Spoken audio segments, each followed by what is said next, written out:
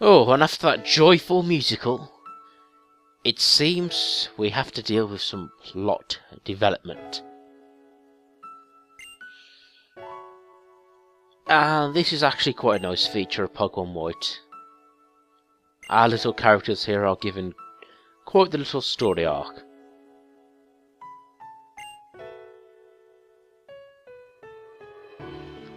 And honestly, it is a welcome change to the main series of Pokemon. Because honestly, to me at least, Pokemon was getting a little bit stale by the 4th gen. And it's just this little thing here, and apparently they have Mario blocks above their heads. Now here's the leader of the electric gym here, called Elesa. Now the character is supposed to be a supermodel, which does explain why she's so thin. But to me her thin sprite here looks a little bit off.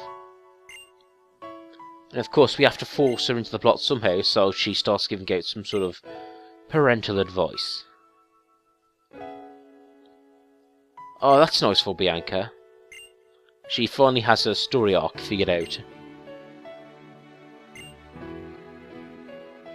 And yeah, I didn't really appreciate this music score before, but this little instrumental piano music here is really welcomed. It's really nice, it really sets the mood. And that's another thing too, it's nice to see the music has taken a step up from the previous generation. And it's also nice to hear them make use of the DS sound technology, rather than just having 8-bit bleeps and bops all the time. In fact, honestly, the Pokemon from the previous generations, I hope they get newly recorded cries. When they jump out of the Pokeball and they make a sound. Because, still having those 8-bit sounds sounds really archaic. I hope Pokemon Generation 6 will be a new renovation for the series. New sound, new premise. From what I've gathered from screenshots, Gen 6 does look promising. And yeah, I'll have to remind myself to get a 3DS though. Still haven't bought one. But that's probably because money's a bit short at the moment. So anyway, Bianca, hope you enjoyed it. That was your story arc. But please feel free to stick around for the rest of the game.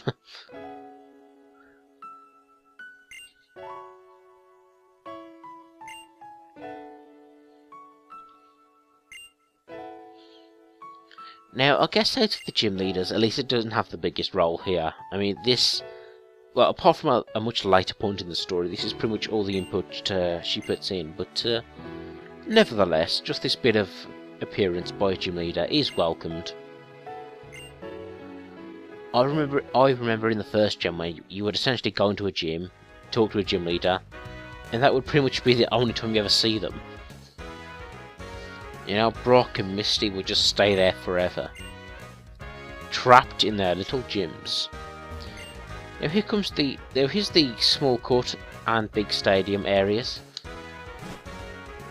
Now the first time you go here, you can fight the odd trainer, but if you come back after you complete the main story, you can fight a variety of trainers here, and they will be about level 65, their Pokemon.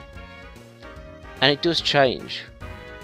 Like the small court has one set every Sunday, Monday, Wednesday and Friday, and a different set every Tuesday, Thursday and Saturday. And the big stadium has a different set for Sunday, Monday and Thursday, another set for Tuesday and Friday, and a third set for Wednesday and Saturday. Which I guess it is something to make the week system kind of interesting. Giving it different stuff to do each day. It's the small touches, but it is appreciated. Although honestly, when it comes to the day cycles in Pokemon, I've always kind of resented it. Because I don't want to wait for something I want to do. I remember when I played Gold and Silver, I deliberately set the clock forward 12 hours. Just so it would be not during the day. But anyway, here's an example of the kind of battles you can associate with. And that's something kind of odd about this whole sports idea. When I first entered the city, I thought the sports would be like you would be able to play sports with your Pokemon. Kind of like the contests, but it's just battles really. So, yeah, I guess it's kind of a disappointment. But I suppose that's something they developed later on. Oh, and I do like how the basketball is a Pokeball. That'd be cool. I'm not really into sports myself, but if they made the balls like Pokeballs, yeah, that would interest me. And I also do like the strange design of these courts here. It's kind of got like this neon glowy edge to it. You know, have we entered Tron all of a sudden?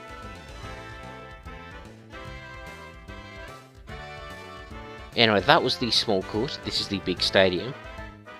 It's pretty much the same deal, but yeah, it's closed down today for some reason.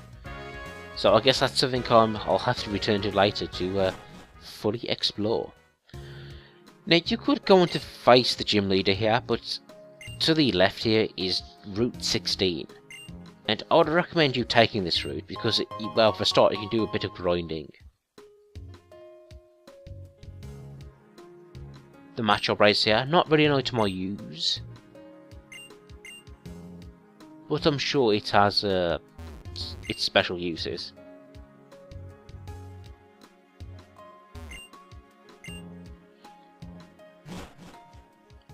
But anyway, Route 16, it's like a route which leads to an area of the world map, which only becomes applicable when you finish the game. I mean, essentially this sort of leads you onto the post-game areas. So we can't really go through this route at the moment, but yeah, it's definitely worth going through for grinding purposes.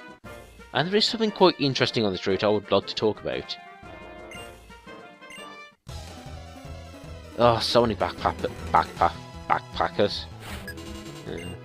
Keep in mind, in this universe, if you're 10 years old, that's old enough to leave the house and go on a Pokemon adventure.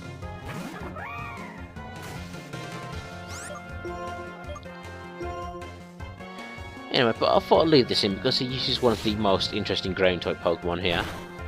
You know, this guy's always a favourite. And yeah, Jack Black's becoming really quite useful. But I'll tell you, when he evolves, that's when he'll become a proper boss, I'll tell you. And if I didn't say so before, I do like the fact that I'm playing this during its autumn season. Because I like how the trees look when they're red, it just looks nice. Rare candy, I want to save that for later when I have to do some serious grinding. Carefully avoid the grass patches. But anyway, here's the interesting section of this road. It's Lost Lone Forest, which is actually called Bewilder Forest in the Japanese version.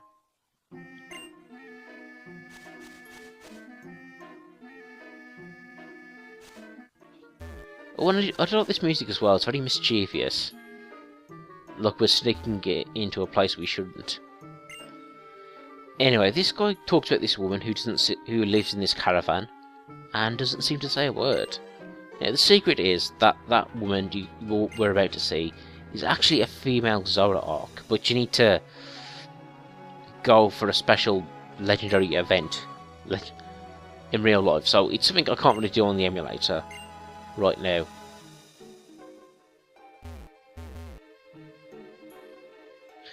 Yeah, apparently you need one of these shiny legendary beasts, which you can't catch in the game, but you need to go like to a special Nintendo event in real life. And once you come back here with one of those Pokemon in your party, this woman will reveal herself as a Zoroark. And yeah, maybe that's something which jumped over my head, the idea of this Zoroark Pokemon. Because in Japanese mythology, there are lots of foxes, and they're said to have shape-shifting powers. And that does explain the large amount of foxes we get in the Pokemon Pokédex. It's kind of like their version of dragons, I suppose. But yeah, I wanted to show that off. It's not something we'll do now, but there you go.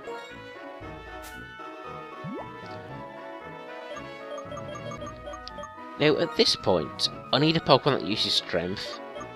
Luckily I already had the HM, and I think, here's my line of thinking. I'll evolve Jason Gordon-Levitt to Simisear, that was Simipour, and maybe he'll be able to use Strength, but yeah, it turns out this evolution was in vain, because even though he evolves, he doesn't learn Strength. Which, personally, that annoys me about HMs, when you get Pokemon that when you get HMs which only can be learned by a few Pokemon. And yeah, that's also why I'm not too keen on Simisear. I mean, I can call him Simisear. That's why I'm not too keen on Simipour as a Pokemon, because it looks kind of weird with its curly hair.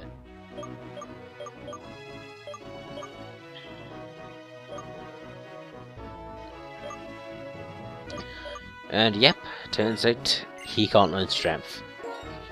But I'll still argue he's a decent HM user, because he does learn the Water HM, so yeah, he's still worth keeping in my party. But anyway, Jack Black, I think he should learn some Strength as a HM.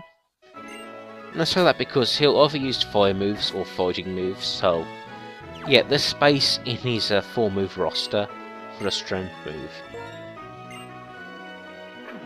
Now here's the funny thing about Strength in this generation. Before, it used to be about pushing a block a long way, but in this generation, Strength just comes down to pushing a block just a couple of feet. And it's like a specific block to a specific hole. So it's almost as if the Strength HM has been streamlined. Which I'm going to say I'm happy about. Because even though the Strength using that HM, it never really bothered me, but I was never too happy about it either. And of course we have Charcoal here, which powers Fire-type moves. So if you chose Ember, that would be a useful item to have in your inventory. Must avoid the grass at all costs. But yeah, that's pretty much it for this route. In the next part, we'll be actually moving on with the story. Can you imagine such a thing?